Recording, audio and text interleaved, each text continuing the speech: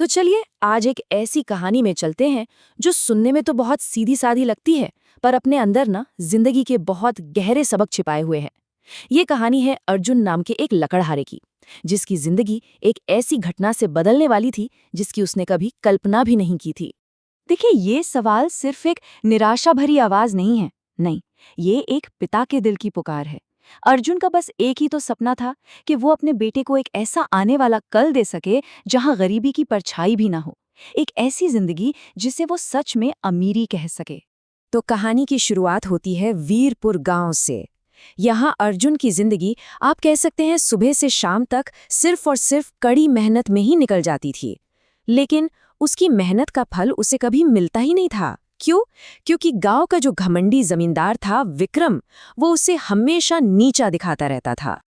अर्जुन की सबसे बड़ी चाहत कोई महल या सोना चांदी नहीं थी। वो तो बस इतना चाहता था कि अपने बेटे किशन के लिए स्कूल की किताबें खरीद सके। बस यही एक छोटा सा सपना था जो उसे हर दिन, हर मुश्किल में आगे बढ़ने की हिम्मत देता था, भले ये कितना भी नामुमकिन क्यों न लगे। फिर एक दिन जब अर्जुन अपनी किस्मत से पूरी तरह हार चुका था, वो जंगल में बहुत बहुत अंदर तक चला गया। और वहीं घने पेड़ों के बीच से एक धीमी सी आवाज आई, एक ऐसी आवाज जो उसे एक ऐसी मुलाकात की ओर खींच ले गई जो उसकी पूरी दुनिया बदलने वाली थी। वहां उसे एक घायल साधु मिले जिनकी जान बस प्यास के वजह से जा रही थी। उन्होंने अर्जुन से एक शापित झील से पानी लाने को कहा। अब सोचिए, ये एक ऐसा काम था जिसमें जान का सीधा सीधा खतरा था, पर बदले में किस्मत बदलने का वादा भी था। और जैसे ही अर्जुन झील के पास पहुंचा, पानी से एक भयानक राक्षस बाहर निकला। उसने अर्जुन के सामने एक पहेली रख दी। शर्त एकदम सीधी थी, सही जवाब दो या फिर हमेशा के लिए मेरे गुलाम बन जाओ। अर्जुन ने अपने दिल की सबसे गहरी आवाज सुनी और जवाब दिया, आशा। हाँ, वही अनदेखी शक्ति जो हर इंसान के अंदर होती है, जो सबसे घने अंधेरे में भी रास्ता दिखाती है। और बस इसी एक जवाब ने उस राक्षस को हरा दिया।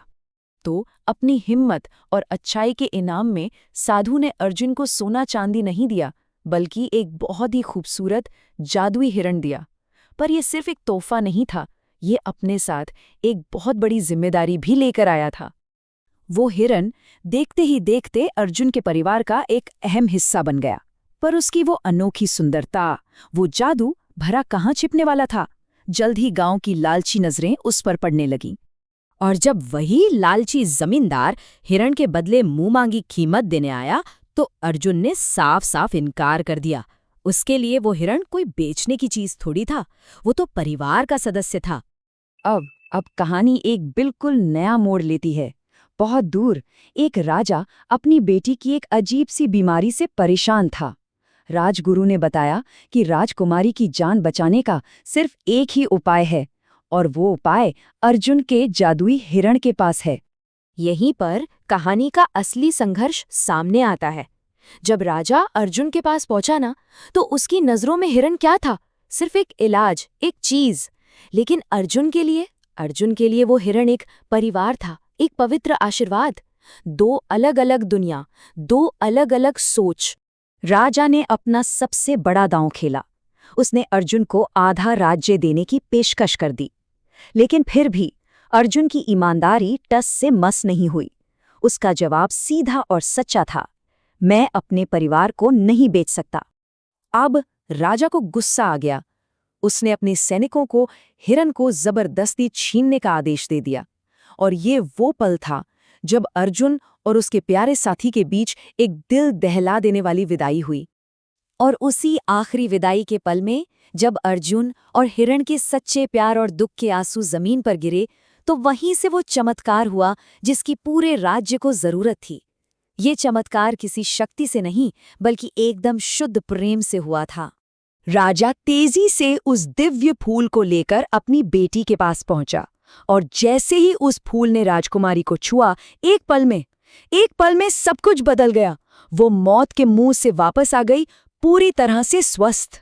एक विनम्र और एहसानमंद राजा अब अर्जुन के पास लौटता है, और इस बार उसे उस साधारण से लकड़हारे के दिल की पवित्रता का एहसास होता है।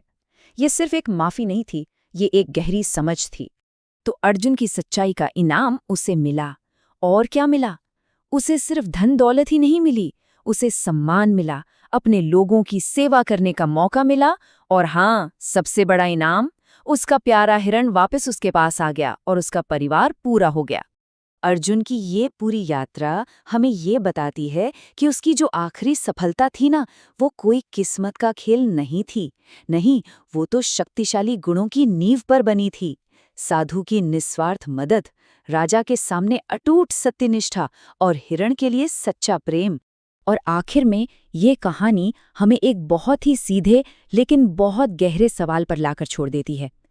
ये हमें सिखाती है कि असली खजाना सोना या सत्ता नहीं है।